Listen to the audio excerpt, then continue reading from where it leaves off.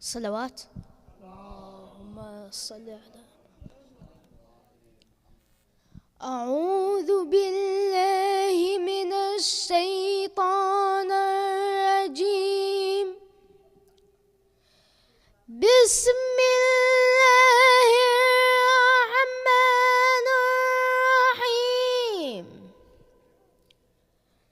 الحمد لله رب العالمين.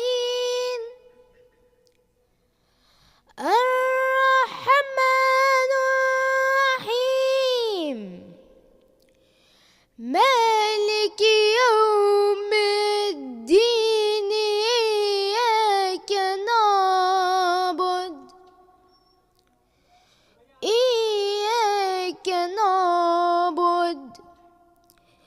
إياك نعبد وإياك نستعين. اهدنا الصراط المستقيم. صراط الذين أنعمت عليهم غير المغضوب عليهم ولا الضالين.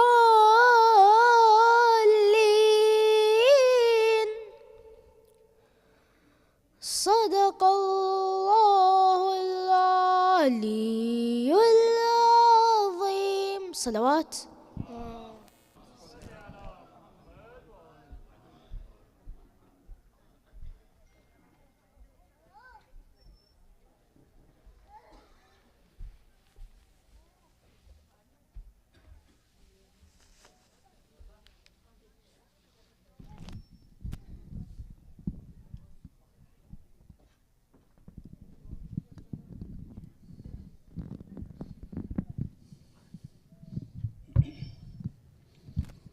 أفضل الأعمال الصلاة على محمد وآل محمد. اللهم صل على محمد وآل محمد وعجل فرجهم. 2 minutes إن شاء الله. أعوذ بالله من الشيطان الرجيم. بسم الله الرحمن الرحيم. يا أيها الذين آمنوا كتب عليكم الصيام كما كتب على الذين من قبلكم لعلكم تتقون. أياما معدودات فمن كان منكم مريضا أو على سفر فعدة من أيام أخر وعلى الذين يطيقونه فدية طعام مسكين فمن تطوع خيرا فهو خير له وأن تصوموا خير لكم إن كنتم تعلمون. شهر رمضان الذي أنزل فيه القرآن هدى للناس وبينات من الهدى والفرقان فمن شهد منكم الشهر فليصم ومن كان مريضا أو على سفر فعدة من أيام أخر يريد الله بكم اليسر ولا يريد بكم العسر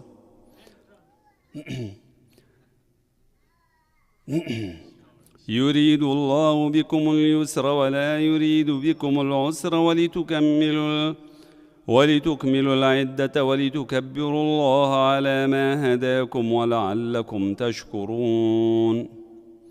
وإذا سألك عبادي عني فإني قريب أجيب دعوة الداعي إذا دعان فليستجيبوا لي وليؤمنوا بي لعلهم يرشدون. صدق الله العلي العظيم. صلوات. اللهم صل على محمد وآل محمد وعجل فرجهم ولعن أعداءهم.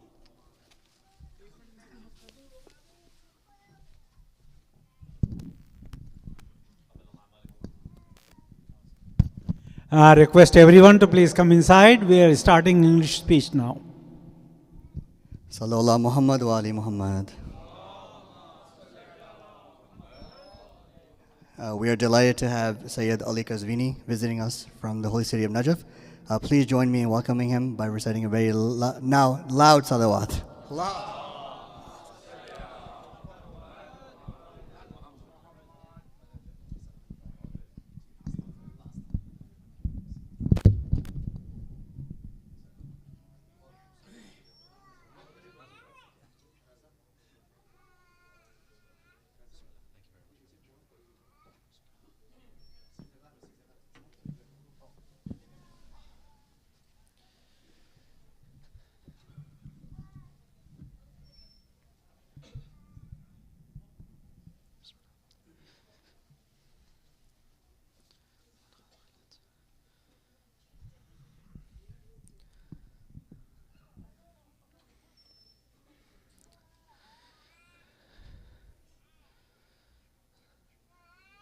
Respected dear brothers and sisters, Samahat Shaykh, Assalamu alaikum wa rahmatullahi wa barakatuh.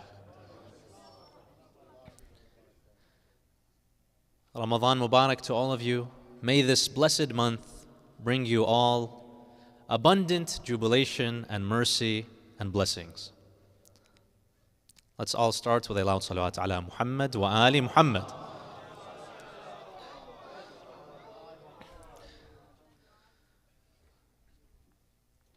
For the souls of our marhumeen and to enlighten our gathering, recite another loud salawat ala Muhammad wa ali Muhammad.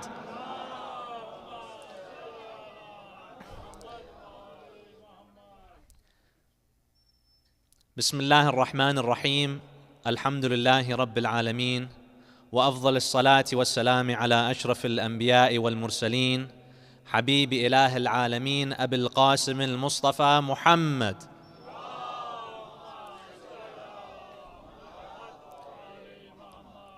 وعلى أهل بيته الطيبين الطاهرين. Allah the Almighty states in the book of guidance, the Holy Quran, Bismillah ar-Rahman ar-Rahim, Alif Lam Mim, ذلك الكتاب لا ريب فيه هدى للمتقين. Enlighten your souls and illuminate this gathering with another loud salawat ala Muhammad wa ali Muhammad.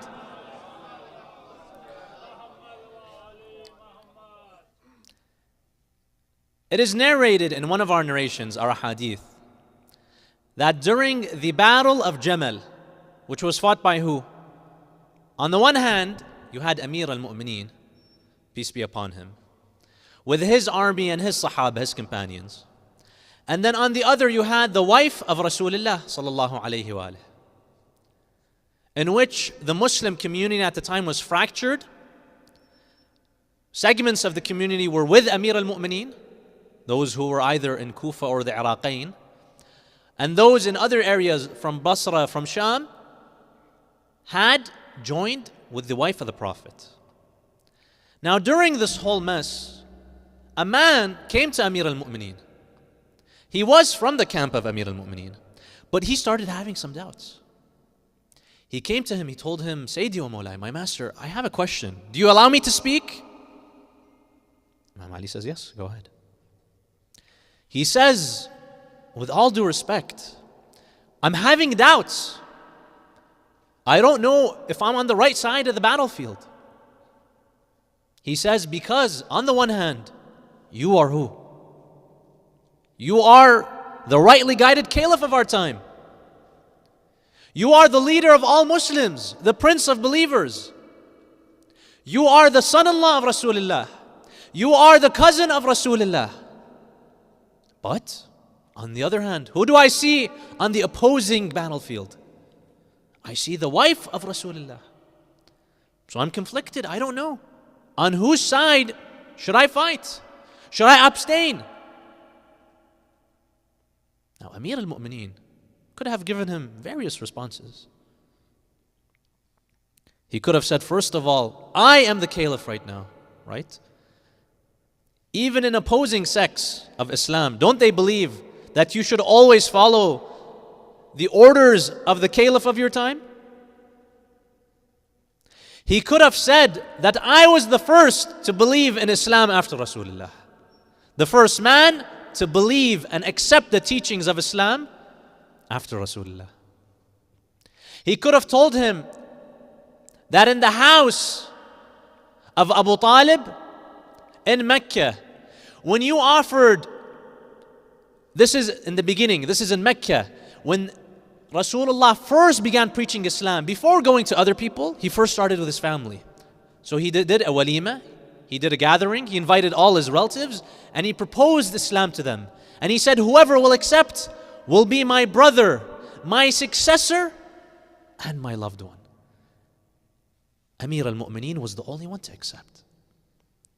He could have told him that at the battle of Badr, who was it that illuminated the hearts and the faces of the Mu'mineen?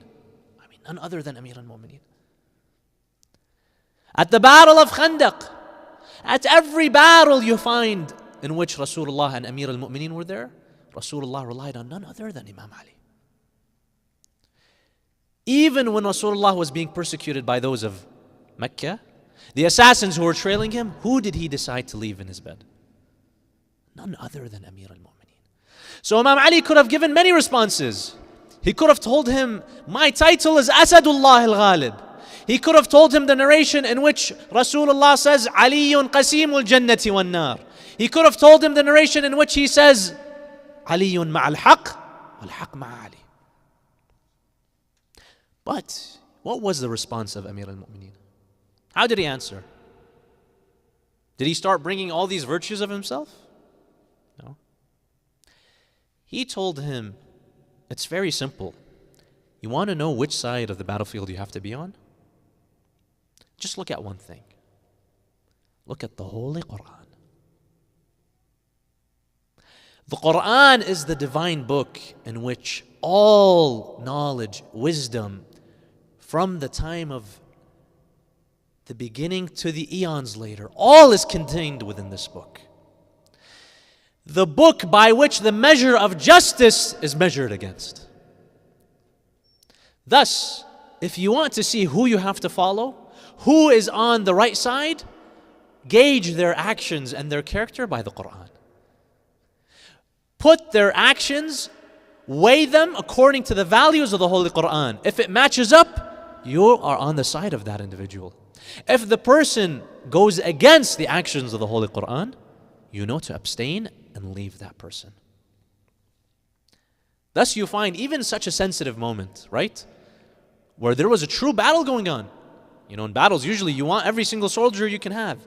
But Amir al-Mu'mineen left it to him. He said, you go read the Quran and you place every individual you have in mind, weigh their actions against the Quran. The Quran itself will guide you to hidayah.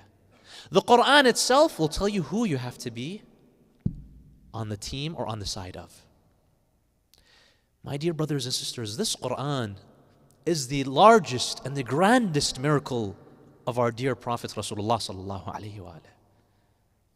Other prophets, they may have split the sea, they may have resurrected the dead, but the everlasting, eternal, living miracle that every individual on this earth can see from the time of Rasulullah is what?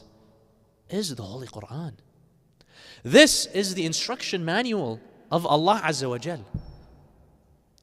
The instruction manual to do what? To advance science and medicine? No. You find if you leave the human being to his own accords, to his own devices, mashallah, they will develop science, they will develop chemistry, they will develop physics, right? You don't necessarily need divine intervention in order to advance these sciences. You find, for example, Haji Elon Musk, one of the most revered and also known figures in the world today. I mean, mashallah, he's expanded satellites. He's had various breakthroughs in what? Space travel, privatizing space travel, right? Now there's talks or hype, depending on how you see it, regarding the Neuralink, various technologies, artificial intelligence, that this man is leading the breakthroughs in. But you find, on a personal level, if you gauge such a person's character, you'll find in regards to this individual, right, this particular person, many scandals, right, many things that they would be ashamed to admit, right? Extramarital affairs. There are accusations of harassment and whatnot. But the idea is that you can leave mankind, humankind, to their own devices, and they will improve astronomically, literally, right? But there's one area, one field, no matter how much you materially progress, unless you have divine intervention, you will not progress at all. You'll stay stagnant. And that's in morality and character. You find Pharaoh, over 3,000 years ago, who claimed one of the worst sins, claimed that he was God. Not only shirk, but claiming that he was God, right? What kind of arrogance and what kind of person do you have to be to want others to worship you?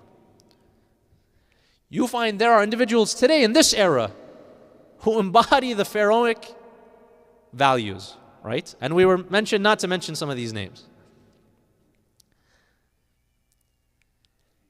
Human beings can progress in every field imaginable, but when it comes to morality, ethics, we need a divine manual. And that is where the Quran comes in. The holy book of Allah was sent with Rasulullah in order to teach us how to be a proper human being, how to have proper ethics, how to elevate your soul. Thus, inshallah, tonight we can analyze the Quran on two dimensions. There is one hadith attributed to Rasulullah sallallahu alayhi wa alayhi, in which he states, ظاهره عميق ظاهره أنيق وباطنه عميق. The surface of the Holy Quran, on a surface level, is very eloquent. Thus you find the challenge posed by the Quran from its origin to posterity, in which bring one verse like it. No human being was able to bring one verse like the Holy Quran. On a surface level, it's very eloquent. وَبَاطِنُهُ عَمِيقٌ. And its inner dwellings are immensely deep. You find there are scholars who've done tafsir of Quran for decades and decades, and there's still more to offer. From what? A book that's under 600 pages. According to one narration, the two vile enemies of Rasulullah, Abu Sufyan and Abu Jahl, this is during the time of Mecca. Of course, they were the ones leading the campaign against Rasulullah, going to every single one of his neighbors, to every single one he would preach to, claiming, this man is majnoon, this man is insane, right? He's out of his mind, ignore him, he doesn't know what he's talking about. These gods that we've been worshiping for years and years and decades and centuries, they're false? That doesn't make sense.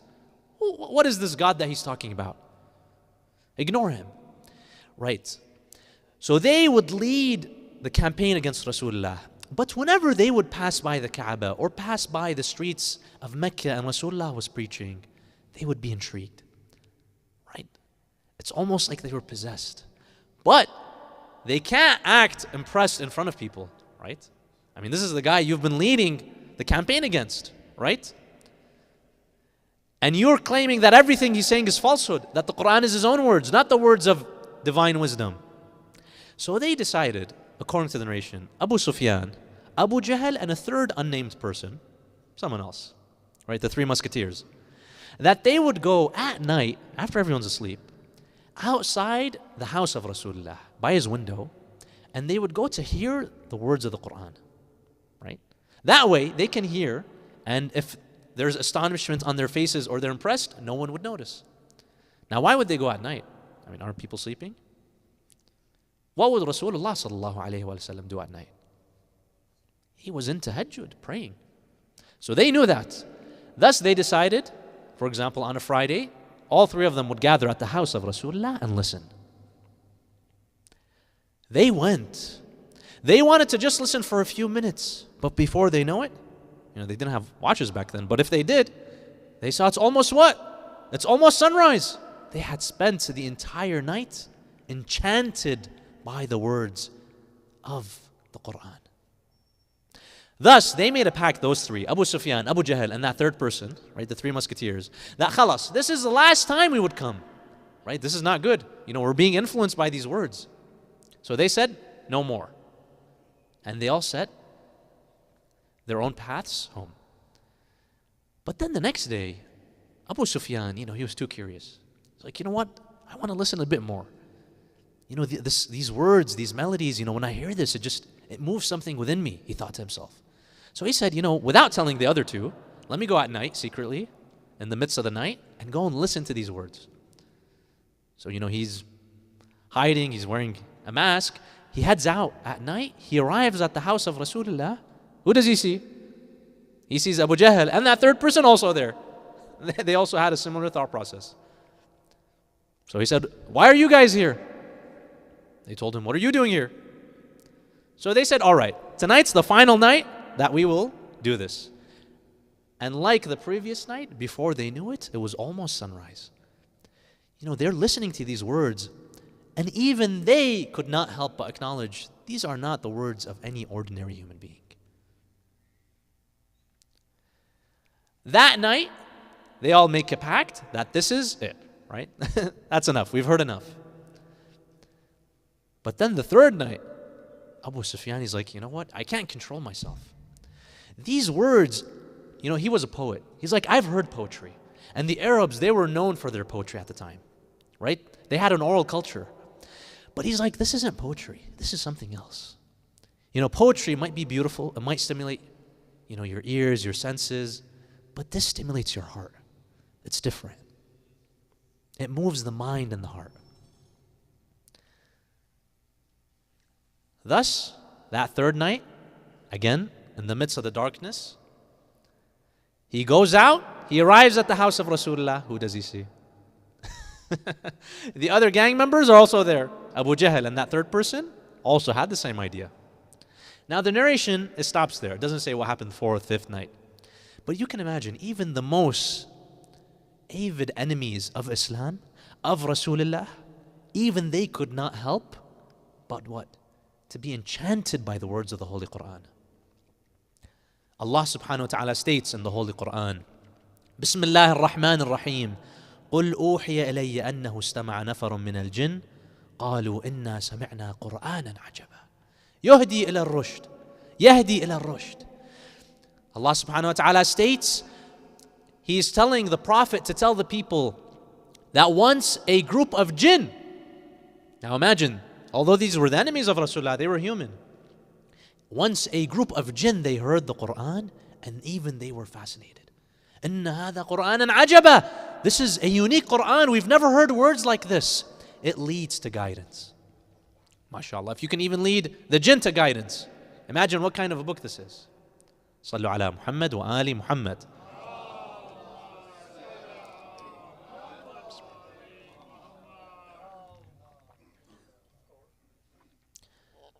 If you look at the contents of the Holy Quran, if you look at the depth, according to the narration, of the Holy Quran, you will be fascinated. Once, a companion of Imam As-Sadiq, peace be upon him, Allahumma salli ala Muhammad,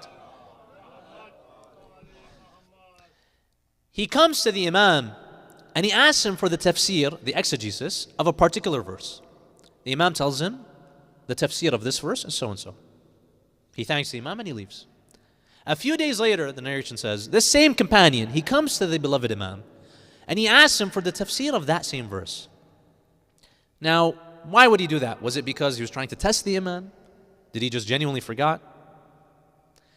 Regardless, he goes and he asks the Imam for the tafsir of that same verse. The Imam gives him another tafsir. He says something that's different than what he said a few days before. So the companion says, "Oh Imam, a few days ago I asked you the same question, the same tafsir of this same verse, but yet you stated something else. Is it possible that you forgot? Wal'adhu billah." The Imam, he looks at him, he gauges his intellect and he tells him this. He says, look, the Quran and its depth is like the waves of the ocean. Is it the same wave that's going back and forth? Or is it different waves? But it's still the same ocean. The Quran, its depths exceed the depths of the ocean. You know, they say even scientists today, they know more about the surface of the moon than the depths of the ocean. But yet the knowledge and the wisdom, the hikmah contained within the Quran far exceeds that, my dear brothers and sisters. So he says, of course, you came that day, I gave you a tafsir. You came today, I gave you a different tafsir. If you come tomorrow and every day after that, I will give you a different tafsir. The Quran is the ever-giving gift. It's stated that once a student who had recently moved to Najaf, which is the center of seminary and Islamic studies in the world, he had asked for the typical classes, right? Whether it's Islamic law, whether it's Islamic legal thinking.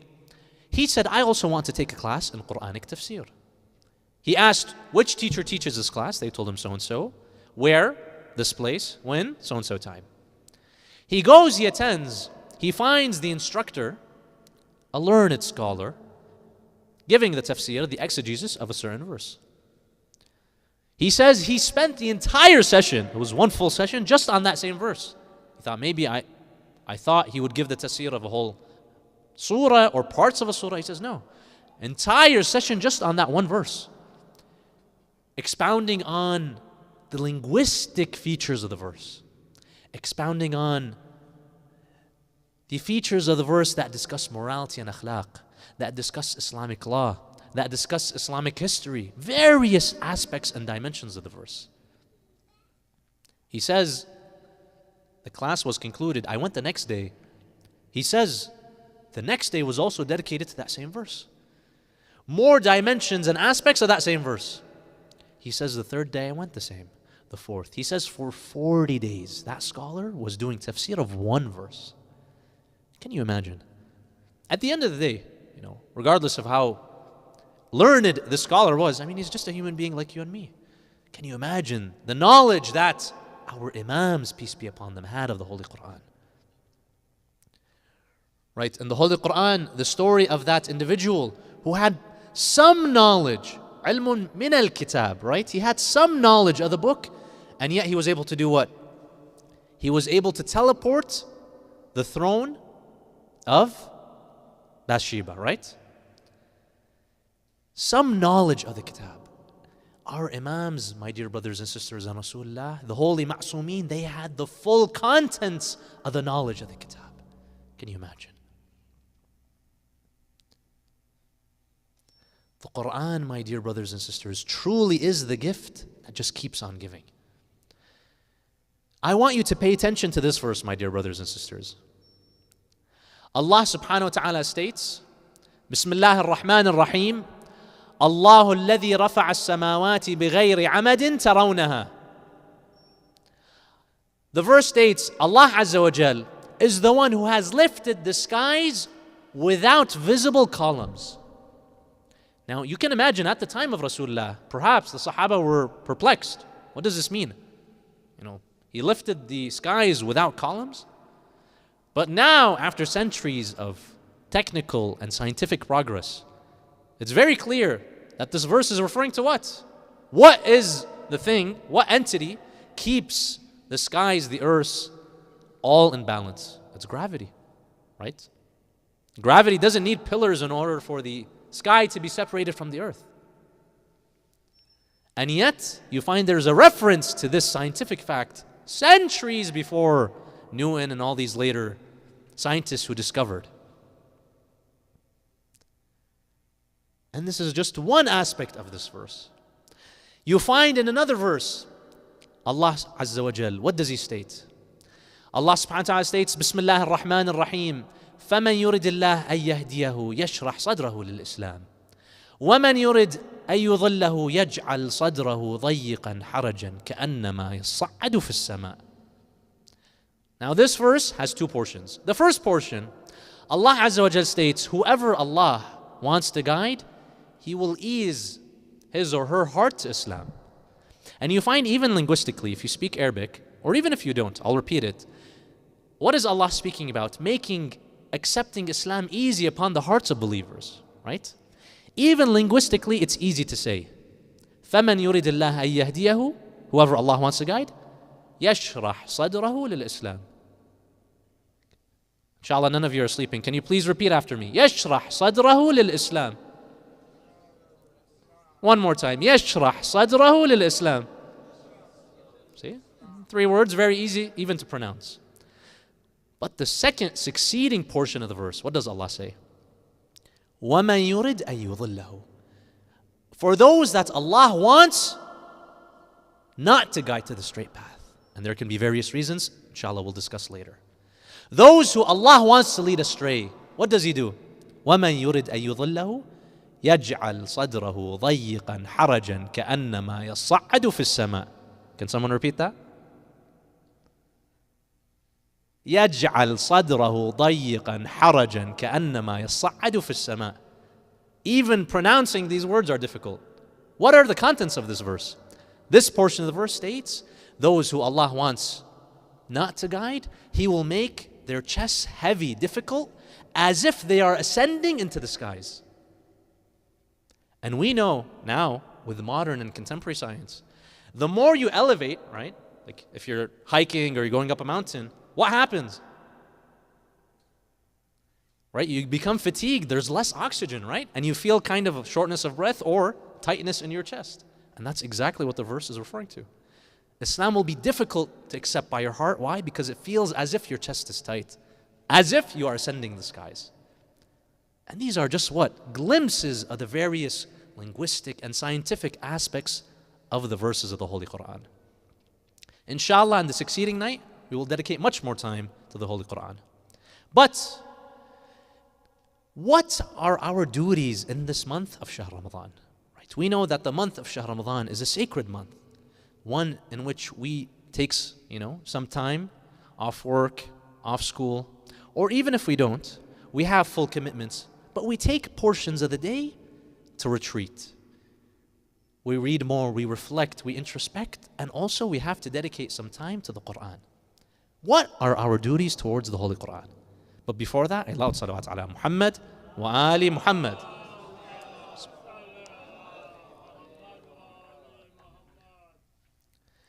My dear brothers and sisters, we have 3 duties toward the Holy Quran.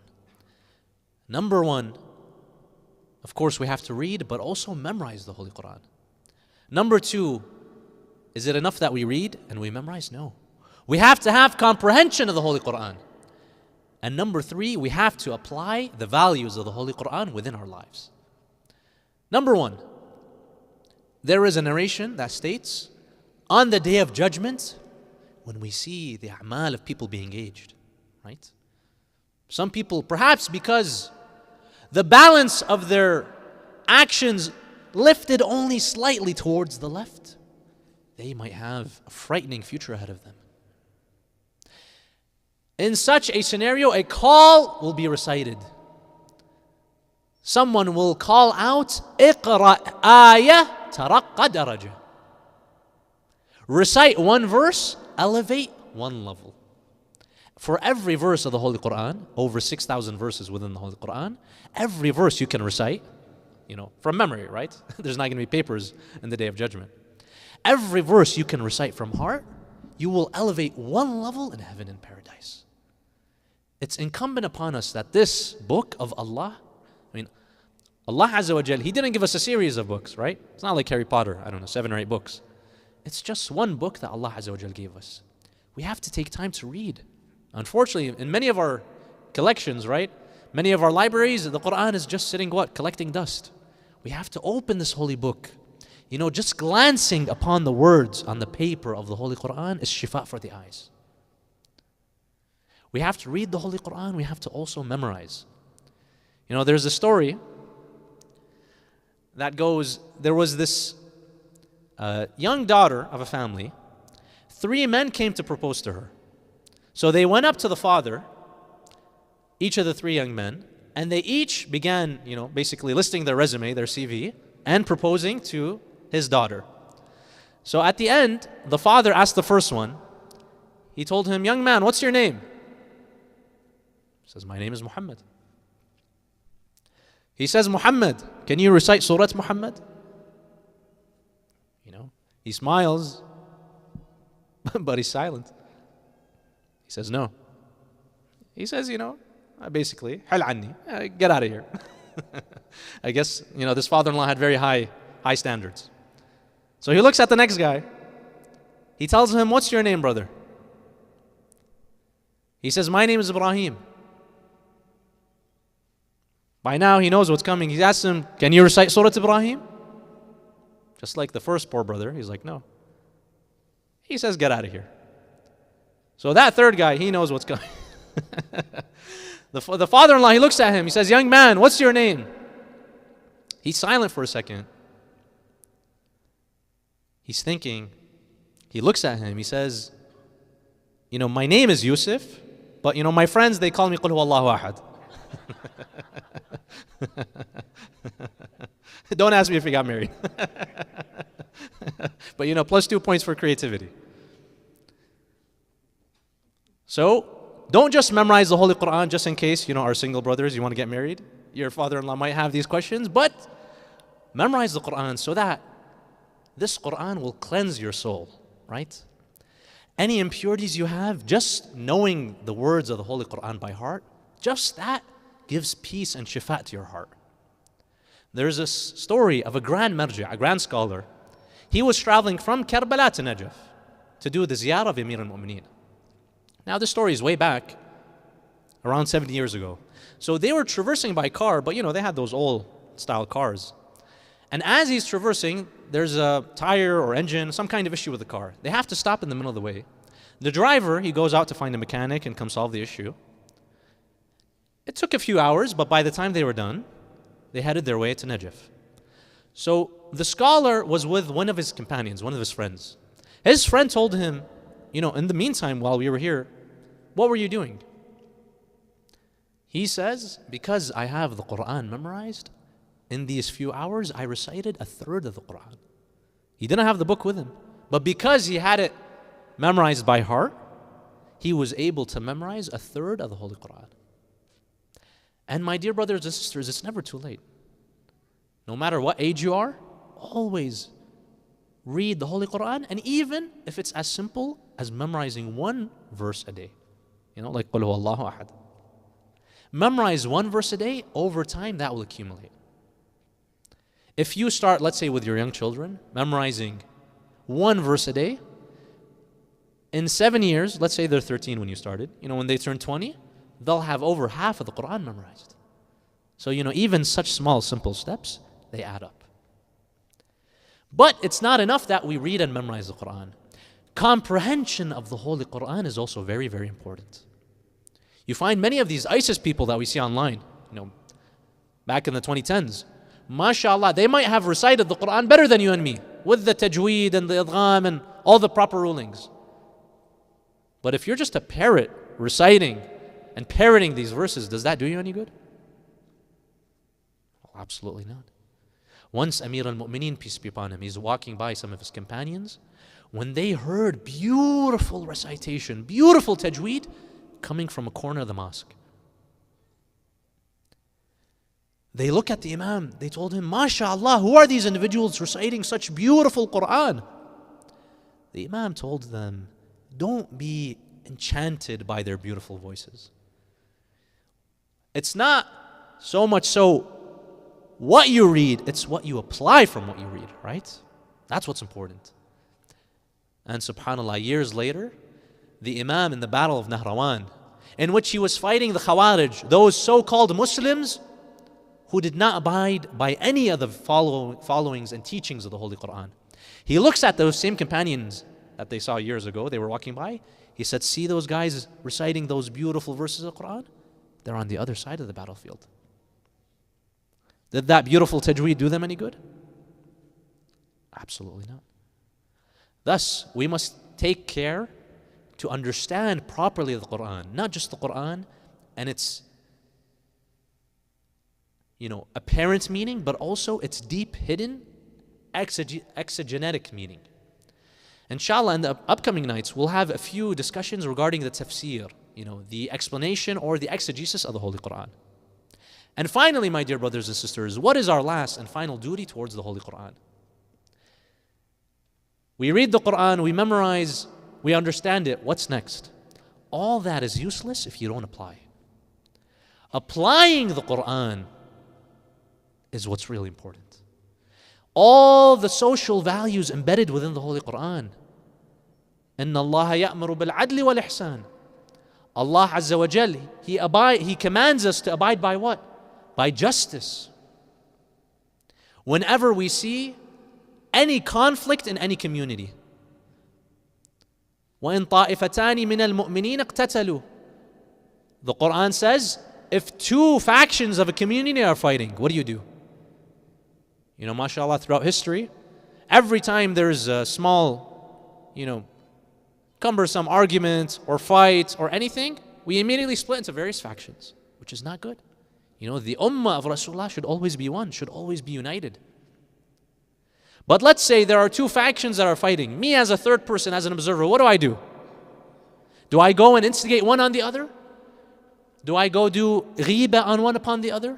Do I do namima, meaning I go and tell, one faction that, by the way, do you know that so-and-so is saying this about you? وَإِن طَائِفَتَانِ مِنَ الْمُؤْمِنِينَ اقْتَتَلُوا فَأَصْلِحُوا بَيْنَهُمَا. Do your best to what? Bring the two sides together and what? Reconcile. If we follow the teachings of the Holy Quran and the Sunnah of Rasulullah, for example, on a social level, on an economic and governmental level, within the government of Islam, all land is free. You can go see any land that is not being used by anyone else and claim that for yourself. You can utilize that for farming, for building a house, for building a business. According to Islamic laws, all mineral rights, all natural resources in any given land don't belong to the government. They belong to the people. They come, they develop these resources, they gain what? All the profits from their own work. According to Islamic law, and inshallah in upcoming nights we'll discuss these economic freedoms more, there should not be any tariffs or any kind of economic estranglement upon people. Right? Islam came, according to the Quran, to open the shackles that were placed by those before. According to the pre-Islamic, the Jahiliyyah laws, if you were from this and this, caste or class, you could only do business with so-and-so people. Or you could do business, but you can't deal in these, produce, for example, in dates or in this. This belongs to a higher caste. So much, archaic rulings. Islam came and said, none of this. Black, white, doesn't matter who you are, slave or free. All these laws are attributable to everyone. Once, when Amir al-Mu'mineen was passing out the money of the Baytul Mal, the treasury, the Muslim treasury, a Arab Syed, meaning a wealthy, proud Arab man, he was standing in line to receive his stipend. In front of him was a black female slave. Now, when it became their turn, the Arab Syed, right, he saw that his share from the Baytul Mal, from the Muslim treasury, was exactly the amount given to that lady. So he was offended. He told Amir al-Mu'mineen, why is it that I get the same share as that lady? Amir al-Mu'mineen looked at him. He said, do you read the Quran? He says, yes. He says, if you read the Quran, then why would you make such a statement? According to the Quran, what is the Quranic position on various peoples? Allah subhanahu wa ta'ala states that we made you into various nations and tribes so that what? You may know one another. And then what's the tatimma? The succeeding portion of the verse? That the best amongst you are the most pious. The Quran doesn't say the Arab Sayyid. The Quran doesn't say this or this person, this sect or this caste. All people are equal in the eyes of Allah, except those who are more pious. Now, can you imagine if as a society, if families were to implement Quranic values, if mosques and communities were to implement Quranic values, if governments were to implement Quranic values, how different of a society we would have today? You find even within the Muslim nation, the advancements early on in Islam came because of what? Because of Amir al-Mu'mineen and Lady Khadija, peace be upon them. But after the Quran was revealed is when Muslims began joining the faith. And the faith began growing and growing such that by the time of the final year of Rasulullah, it stated over 100,000 people were Muslim. According to some historic references, later after Rasulullah, during one of the fights,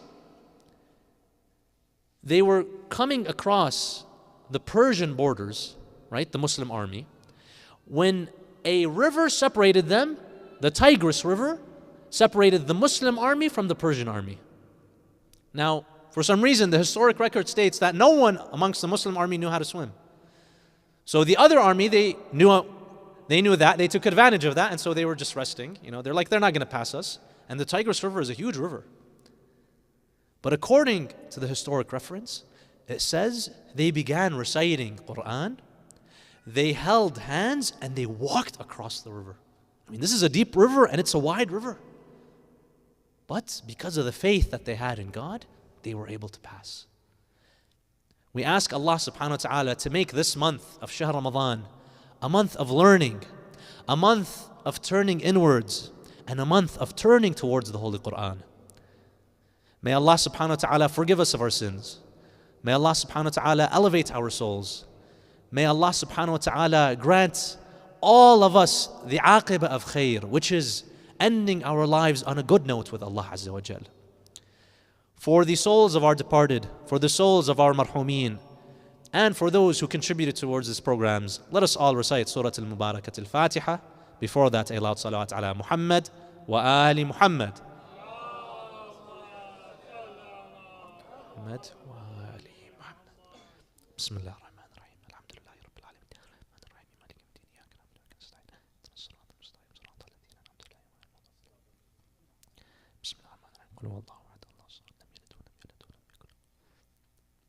وآخر دعوانا الحمد لله رب العالمين وصلى الله على سيدنا محمد وعلى آل بيته الطيبين الطاهرين.